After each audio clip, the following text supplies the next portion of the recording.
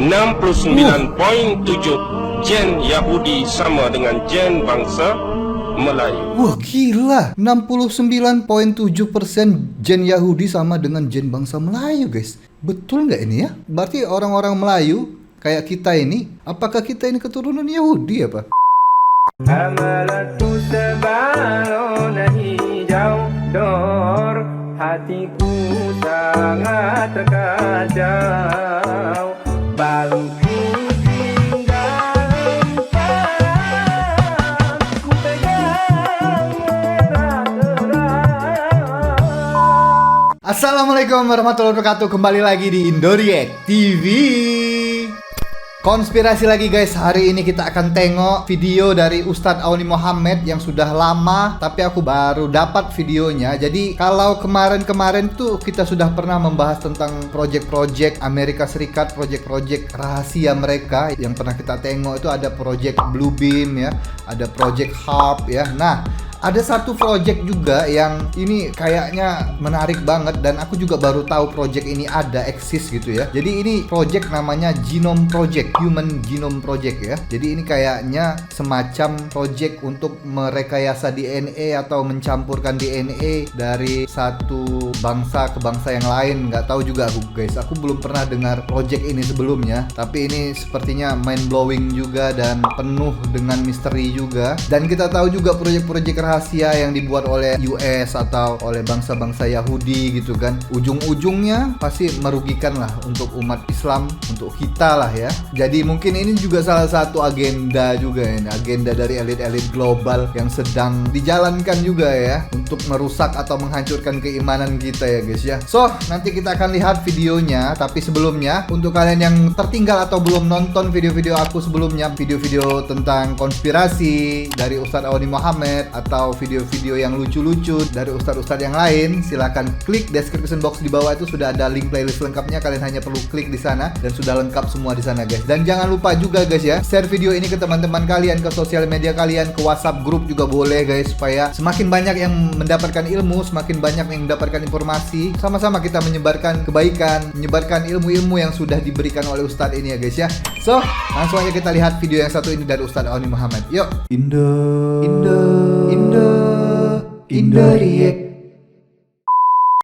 Sekarang kalau lihat perkiraan ini, sekarang sebab itulah Amerika dan sekutu-sekutu Yahudi dan Dajjal menubuhkan The Genome Project. Genome Project. Mereka ada 5 project besar: The Blue Beam Project, Genome Project, Star Wars Project, Pandora Project, Philadelphia Project. Di bawah Genome Project inilah mereka mencari salasilah dan keturunan satu-satu bangsa di seluruh dunia. Dan Genome Project milik Israel yang terlampau dekat dengan kita sekarang berada di bawah selatan Johor.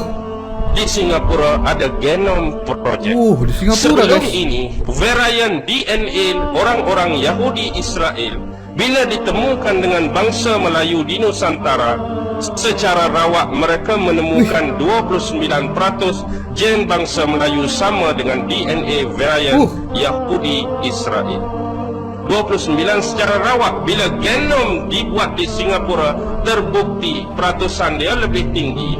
69.7 gen Yahudi sama dengan gen bangsa Melayu. Wah gila, 69.7% gen Yahudi sama dengan gen bangsa Melayu guys. Betul nggak ini ya? Berarti orang-orang Melayu kayak kita ini, apakah kita ini keturunan Yahudi apa? Keturunan Yahudi dari mana kita ini guys? Waduh, gimana menurut kalian guys? Komentar di bawah ya guys ya.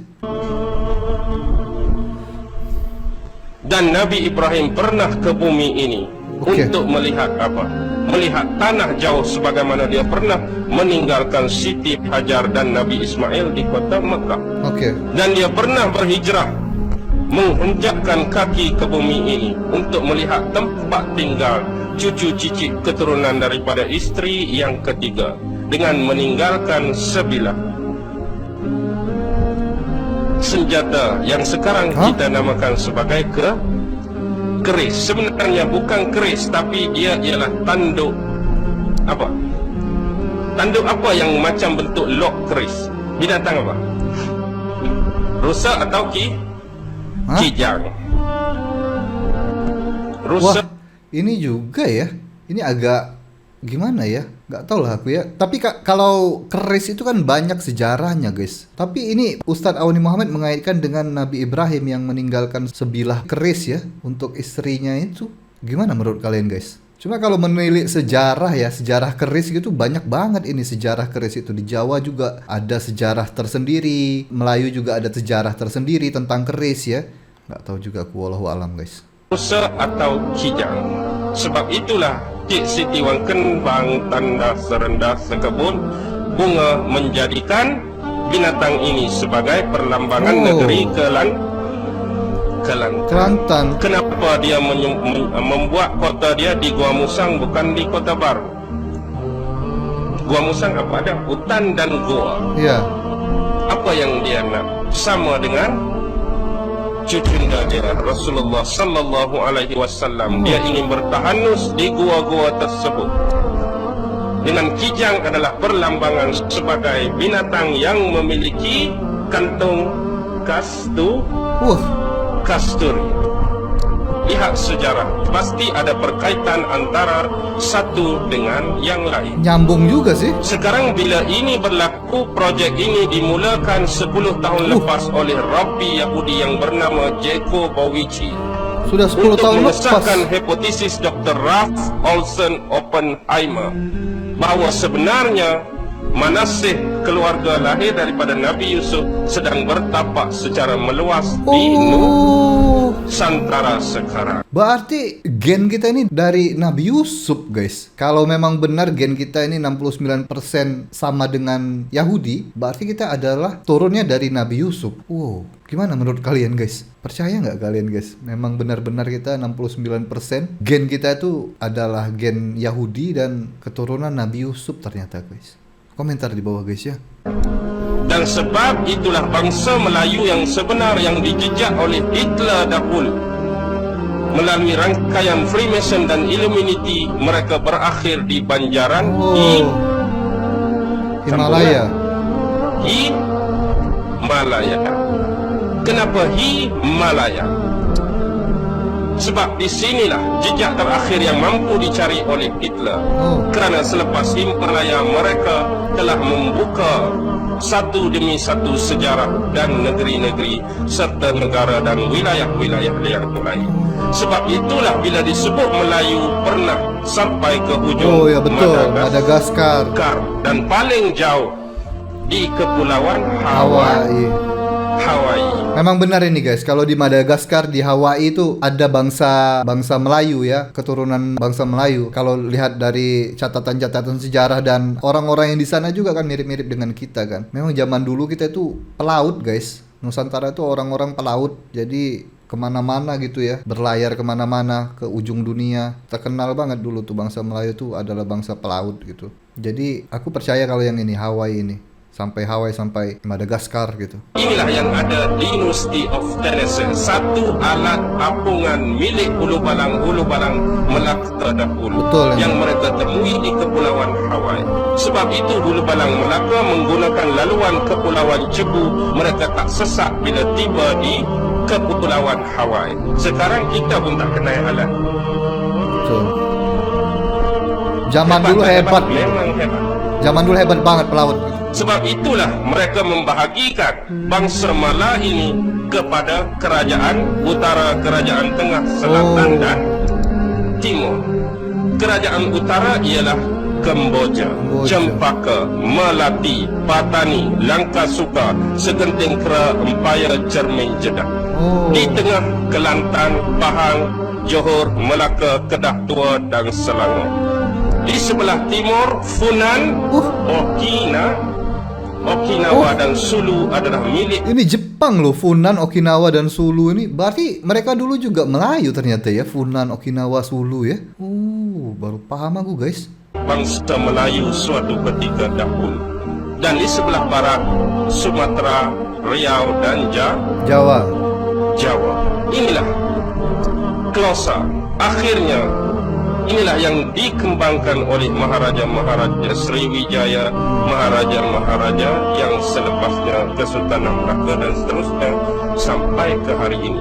Dan di hall chamber itu adalah sebatang keris. Orang Jepun pakai apa? Katana. Orang Jepun pakai pedang samurai dan pedang bushido. Ya. Pedang samurai untuk lawan musuh.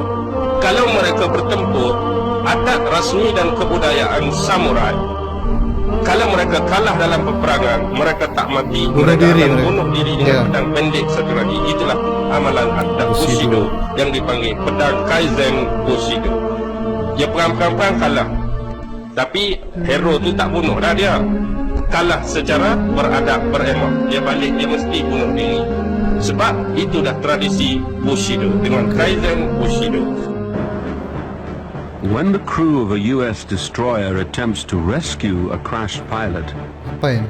he pulls out a grenade. Oh, bunuh diri dia. Oh. At Gak mau home in ditangkap. Japan, newspapers and news Gak mau ditangkap dia, bunuh diri secara terhormat. Sekarang di keris tersebut ada tulisan Rancho.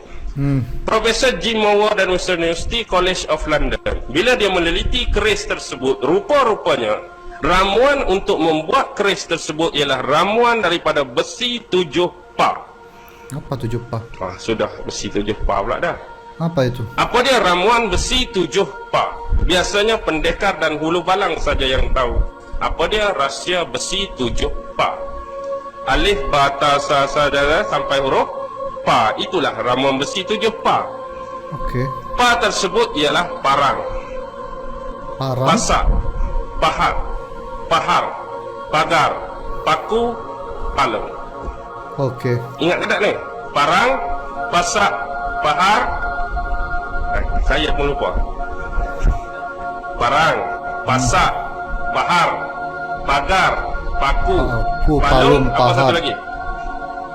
Pahat. Oh, itu bahan-bahannya, bahan-bahan Baik. untuk buat keris itu. Dalam ramuan besi 7 pa, semua benda-benda tadi ada 7 pa di depan. Okey. Dan bukan setakat 7 pa. Untuk menjadikan senjata tersebut hebat, besi yang dimulai dengan alat pa tadi mesti 7 bersifat pa. Apa itu? Iaitu patah. Mesti cari parang yang patah, pasak yang patah, pahar yang patah, pahat yang patah, pagar yang patah, paku yang patah, palung yang patah. Palung ni tahu tak? Kelantan dia panggil sadap. Orang sini panggil kerambit tu. Oh, kerambit. Dia macam ni. Kalau yang panjang, biasa Kerambit kita yang untuk tepas ditaruh di semak. jari Semak tu kita tak mau guna kan? Tak semak tu. Sadap ni dia ulu dia pendek, mata dia biasa orang tua cerut-cerut dia ni nak bagi lembu makan. Okey. Pendek sikit. Kalau panjang tu kita tak mau guna rumput tu, kita nak tebas bagi pendek saja. Niat pendek tu. Ini ya. Kau panggil apa? Kerambit apa? Kerambit. Kerambit lah kot. Lantan dia panggil sadap. Itulah palung. Jadi benda tu 7 pa dah. Nak cari semua hak patah pula dah. Bila cari semua hak patah tadi, inilah ramuan besi 7 pa yang asli. Dia akan panas, dia akan didih, dia akan cairkan balik besi ni. Lalu kita bentuk keris ke, sama ada kita nak buat patrang ke, sama ada kita nak buat badik. Tahu tak badik? Yang macam lawi ayam tu, ikat kaki ayam tu. Biasa kita akan pakai di jari, kemudian dia ada cekok sini. Oh, itu badik ya namanya, bukan kerambit yang ditaruh di jari itu. Kalau di Indonesia apa ya namanya? Ya kerambit kalau yang ditaruh di jari. Kalau badik beda lagi. Badik itu kayak apa ya? Kayak ya senjata kayak gini, kayak gambarnya ini. Badik itu. Itulah senjata terakhir yang akan kita guna. Kalau keris jatuh, parang jatuh, biasa pendekar dia akan ada badik. Badik hanya 3 gerakan. Leher, sini, urat keting bawah lutut tu. Dia akan potong tempat-tempat yang punca je. Leher, sini, bawah Sendi lengan. kelipatan betis dan paha. Memang akan KO terus. Jadi sebenarnya orang-orang yang ada badik lah ni, dia pukul ikut dan je tak. Pi muka, maksudnya dia tak pandai. Dia hanya jadi pendekar tipu saja. Itu tempat asal dia. 3 gerakan saja, KO lah lawan. Sekarang 7 pa, biasa orang tua kita, sama dengan tradisi orang Melayu, dia Kenapa mistik dia- dia kuat. Sama macam Yahudi. Yahudi kita tak nampak. Yahudi memang mistik kuat, sihir kuat. Terutama keluarga elit Yahudi pertama, keluarga Esther. Kita pun dalam banyak-banyak, kalau ikut generasi hantu ni, rasa hantu paling ramai, orang Malaysia dengan orang Indo ni ada. Ya betul. Hantu jerangkung, hantu raya, macam-macam hantu. Macam-macam tempat hantu. lain tak kenal pun hantu ni. Kalau Arab jin saja, kalau tempat lain setan, tempat lain iblis. Kita ni yang jadi macam-macam, tu yang pelik. Masalahnya di Eropah tu jin tu tak rasa nak jadi hantu bungkus. Di Eropah jin tak rasa nak jadi jerangkung, tak Betul, rasa nak betul. jadi langsui. Aku juga masih bertanya-tanya tuh sampai sekarang, kenapa ya di Indonesia, di Malaysia tuh banyak betul jenis hantu. Di Eropa tuh nggak ada jenis hantu pocong segala macam gitu ya. Kok beda-beda gitu hantunya gitu ya. Aneh ya. Aku masih bertanya-tanya sampai sekarang kenapa bisa seperti itu, guys. Kawasan kita ni rasa dia nak tukar jadi macam tu dah. Tak tahu pasal apa. Kuat duk puja dia, kuat duk sembah dia ke macam mana. Yang penting tradisi tadi, yang kalau boleh nak bagi power besi 7 pa tadi, kena ambil 7 kuala ataupun 7 daerah. 7 Maksudnya tempat. parang patah kena ambil di Bayam Baru. Betul. Pahat patah kena ambil di Air Ya, Hitam. memang mistiknya kuat Pakar banget ya. patah kena ambil di Batu Feringgi. Paku patah kena ambil di mana pula? Ikutlah kawasan-kawasan lain. Itu lagi power, lagi hebat. Sebab itulah orang-orang tua selalu berpantun, bermain keris biar berpada. Kerana keris badan binasa. Ukur sukrat hanya petua, sepenuh hati jangan percaya petua saja. Ukur sukrat. Tapi itulah yang menjadi kebiasaan orang-orang tua kita dan jadi pegangan mereka. Pasal apa melalu ni pula? Kembali kepada Okinawa. Okinawa. Baik. Bila dikaji keris tadi, memang keris ini bukan milik bangsa Jepun. Para arkeologi Jepun, bila mereka temui ini, di atas darat pula bersebelahan dengan Pulau Yonaguni ada satu minoriti. Penduduk satu kampung yang penghuni dia ada 63 orang sahaja. Bila pergi, guna bahasa Jepun, soal siasat, temu ramah, tapi langsung tidak difahami oleh mereka. Guna bahasa Jepun tak pandai, tapi bila mereka bercakap, ditulis oleh penemu ramah tadi, mereka menemui 3 perkataan. Mata, batu, air. Ini bahasa siapa? Ini adalah bahasa Melayu. Mungkin mereka adalah sisa-sisa terakhir bangsa Melayu yang menginap dan tinggal serta menghuni di Kepulauan Yonaguni di Okinawa, Jepun. Sekarang kita lihat kembali kepada tadi. Banjaran Himalaya ini adalah destinasi terakhir Hitler menjejak bangsa Melayu. Himalaya adalah satu kawasan yang cukup indah. Sekarang lihat kepada bangsa ini. Bangsa ini cukup sinonim dengan bunga. Dengan apa? Bunga. Dengan bunga. Kalau dahulu saya sebut di kampung-kampung, cari satu rumah yang tak tanam pokok bunga depan rumah payah.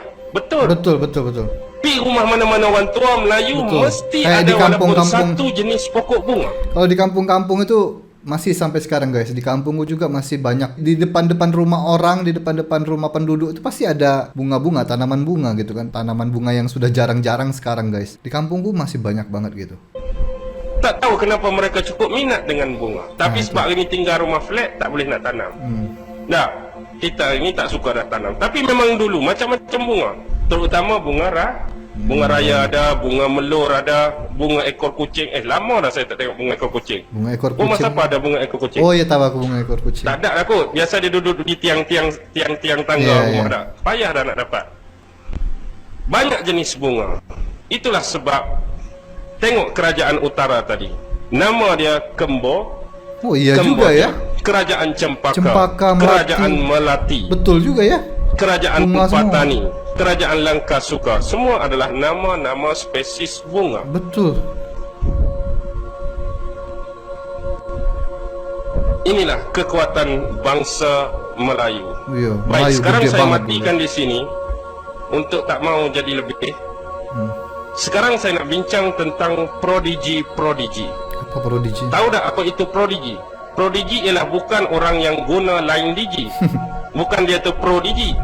Prodigi bermaksudnya ialah manusia-manusia yang diberi keistimewaan daripada gen misteri bangsa Melayu. Dengan kata lain, mudah saya ambil perkiraan dan kiasan, watak-watak manusia prodigi hanya layak diberikan manusia-manusia seperti Adi Putra, dia prodigi. Orang-orang pintar kayak gini yang punya Sufyah Yusuf, keistimewaan dia gini. prodigi. Ainan Keleste Kauli, dia prodigi. Dan seorang nama yang saya rahsiakan, prodigi sejarah. Kalau tengok Adi Putra, dia prodigi matematik. Sufyah Yusuf, dia prodigi matematik. Ainan Keleste Kauli, dia prodigi kimia. Tapi yang seorang ni adalah prodigi sejarah. Walaupun waktu saya kenal dia berumur 12 tahun.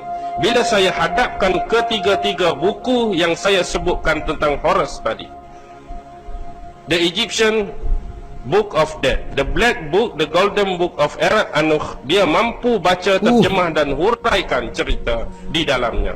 Saya bagi manuskrip 500 tahun zaman kerajaan Sriwijaya, dia mampu baca dan hurai kepada saya walaupun masa tu umur dia 12 tahun.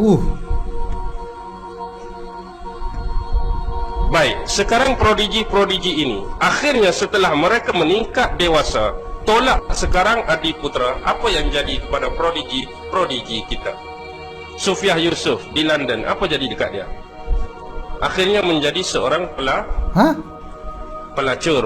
Jadi pelacur. Sufyah Yusuf, the child maths genius who won a place at Oxford University when she was 13, has been found to be working as a prostitute according to a report in London's news. Jadi prostitute. Prodigi nih guys, ini yang orang pintar tadi nih. Mampu dilanggan oleh sesiapa. Bagaimana pula dengan Ainan Keleste Kauli? Dia menjadi seorang penagih dada. Bagaimana dengan yang sebelum ini, Nur Amalina? Apa jadi dekat dia? Jadi seorang yang berkaki sosial. Syukri Hadafi, prodigi pertama kita. Waktu umur dia 3 tahun dia sudah mampu baca majalah dan buku. Akhirnya dia diambil sebagai anak angkat oleh Profesor Ungku Aziz. Umur dia 7 tahun dia berlakon 1977 di bawah arahan Datuk Jin Samsudin menanti hari esok. Akhir sekali dia juga jadi seorang penagih dadah. Itulah akhirnya berakhir dengan prodigi-prodigi kita. Hebat permulaan, akhirnya lingkup. Sebenarnya mereka lingkup atau mereka dilingkupkan?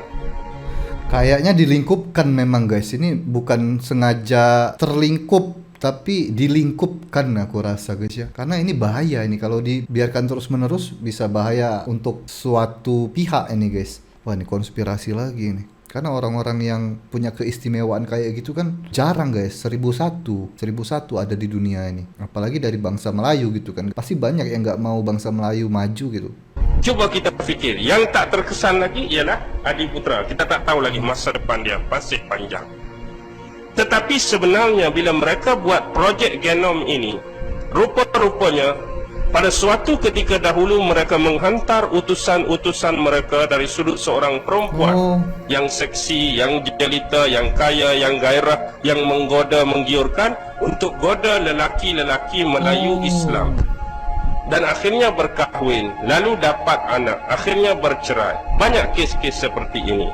Terutama yang kecoh ialah anak Raja Bahrain, Syahirah dulu nak bawa lari ke Australia. Kita faham kasih sayang seorang ibu, tetapi sebenarnya apa yang dia nak? Gen bangsa Melayu. Dan sekarang bila ini tak berjaya, akhirnya yang perempuan mereka masuk Islam atau dipaksa, akhirnya mereka tukar rentak. Sekarang yang handsome lelaki mereka, yang kacak lelaki mereka goda perempuan Melayu. Lepas tu timbul pula kes Hatina Kamarudin. Berarti kalau boleh disimpulkan, gen Melayu ini gen spesial gitu ya guys ya, menurut Ustadz ini ya. Makanya banyak yang mau mencampur gen kita ini. Gimana guys menurut kalian guys? Apakah memang benar-benar kita ini gen yang spesial gitu, bangsa Melayu? Komentar di bawah ya guys ya. Lah, siapa lagi berapa kes sebelum ini? Kenapa mereka nak sangat gen Melayu? Kerana bila berlaku percampuran gen Melayu dengan bangsa lain, inilah yang mereka gelar sebagai wujudnya mutant masa depan. Mutant masa depan. Kalau Inilah dicampur mutant masa depan. Lalu mereka cipta filem X-Men.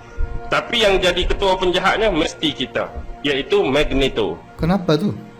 Magneto tu yang besi yang boleh Sebab apa yang dia gambarkan besi? Lihat kepada tadi, ramuan besi 7 pa. Memang bangsa Melayu bangsa yang paling mahir dan cekap dalam menggunakan besi. Akhirnya kita jadi Magneto, dia jadi Wolverine. Nah, Wolverine pun besi juga, tapi besi dalam kuku aja lah. Magneto dia kuasai sepenuhnya. Ini apa ini? Keris ini. Oh, ini keris yang ditemukan di Jepang itu, guys. Keris lama. This a proof that Okinawa was a crowded trade center during the 15th century. Oh, 15. Oh, dari Malaka ini, guys. Dari Malaka, guys, kerisnya. Ditemukan di Okinawa, Jepang. Di abad ke-15 tadi. Oh, oke.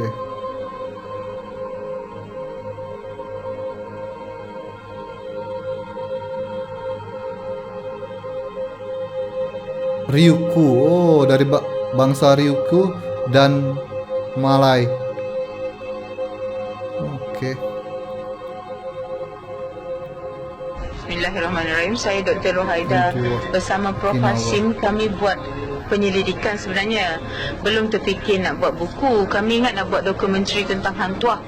Tentang mendam berahi kapal dia. Kemudian bila nak buat sesuatu tu kita kena buat kajian kan. Jadi saya buat kajian dulu tentang penemuan keris di Jepun. Kami pun tak dapat pasti itu keris Melaka. Tapi kami saya berhubung dengan Kementerian Pendidikan Jepun. Kebetulan saya boleh berbahasa Jepun. Mereka kata bukan saja keris, kita ada buku yang dipanggil Rekidai Hoan. Rekidai Hoan ni ialah catatan kerajaan Jepun dulu bernama Ryukyu di bawah jajahan Cina tentang perjalanan Maharaja di sana. Buku tu ditulis dalam tempoh 444 tahun. Daripada 1414 rasanya sehingga 444 tahun ditulis.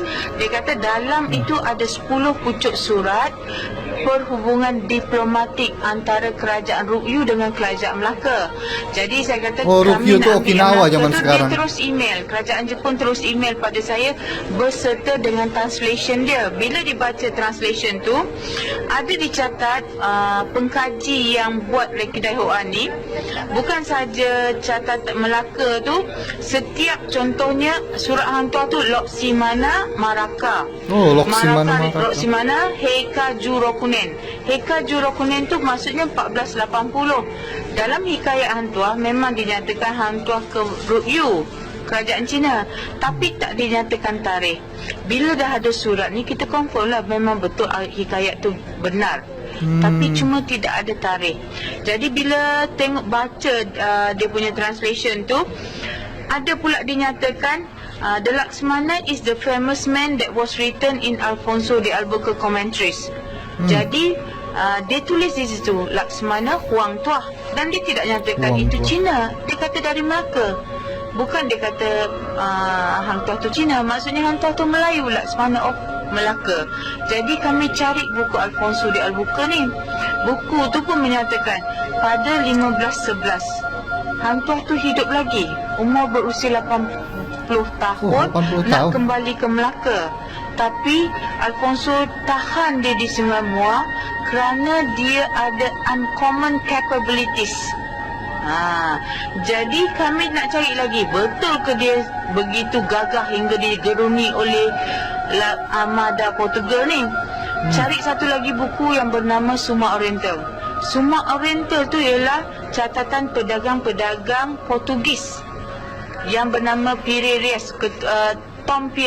Tomé Pires yang menulis tentang kegagahan Laksmana Melaka ni. Jadi sahlah dia tidak, Laksmana yang bertugas semasa Sultan Mansur Shah dan Sultan Alauddin hanya Laksmana Hang Tuah. Saya tak jumpa lagi Laksmana siapa yang bertugas kan. Jadi Hang Tuah ni pergi 1480 ke China mewakili Sultan Alauddin. Sultan Alauddin ni cucu Hang Tuah. Melalui perkahwinan Sultan Mansur Shah dengan puteri Laksmana. Itu tercatat juga dalam Suma Oriental. Jadi kita tak dapat baca. Jadi buku Suma Oriental ni buku kurun ke-15. Buku Alfonso pun semasa dia menakluk Melaka. Buku Alfonso ni lah diary Alfonso de Albuquerque. Setiap hari dia menulis diary, termasuk bila Hang Tuah nak datang ke Melaka tu. Jadi dapatan ini bukan berpandu pada hikayat Hang Tuah. Dapatan dari buku ni melalui research saya dengan Prof. Hashim ialah dapatan daripada luar negara, daripada Okinawa yang dulu nama dia Ryukyu. Sebab tu saya tulis Okinawa. Sekarang Ryukyu ni di bawah jajahan kerajaan Jepun. Kerajaan Jepun dah namakan Ryukyu ni Okinawa. Kita tak boleh tukarlah Ryukyu balik. Ryukyu dah tak ada dalam sejarah Jepun. Jadi tetaplah kita tulis catatan Okinawa. Jadi bacalah buku ni, kan kita tahu betapa gagahnya Laksmana Hang Tuah. Oke, habis guys. Wow.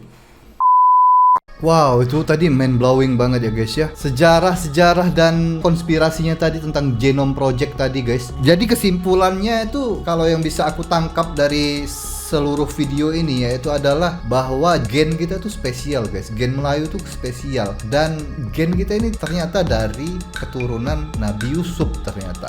Yang bisa aku simpulkan seperti itu. Makanya banyak gen kita ini kalau dicampurkan dengan gen-gen yang lain seperti gen-gen bangsa-bangsa yang lain jadi tambah spesial lagi seperti itu guys ya. Yang aku tangkap sih seperti itu. Tapi ini sangat mind blowing kalau menurut aku baru tahu tentang hal ini ya guys ya. Tapi menurut kalian gimana guys? Apakah kalian percaya tentang semua yang dijelaskan oleh Ustadz Auni Muhammad tadi? Ataukah kalian punya alasan tersendiri atau ada pemikiran tersendiri atau ada informasi tersendiri tentang hal ini? Komentar di bawah ya guys ya. Aku masih agak gimana gitu ya. Mungkin harus lebih banyak lagi ya, harus ada informasi yang lebih banyak lagi ya untuk mendasari hal-hal yang dijelaskan tadi. Tapi kayaknya Ustadz Auni Muhammad lebih tahu tentang hal ini ya. Ini berat ini, topik hari ini berat, pembahasan hari ini memang berat banget. Besok kita lanjutkan lagi, lihat video-video dari Ustadz Auni Muhammad atau Ustadz-Ustadz yang lain tentang konspirasi dan segala macam dan ya yang lain-lain lah yang base-base ya. Semoga video kali ini bermanfaat dan jangan lupa juga share video ini ke teman-teman kalian, ke sosial media kalian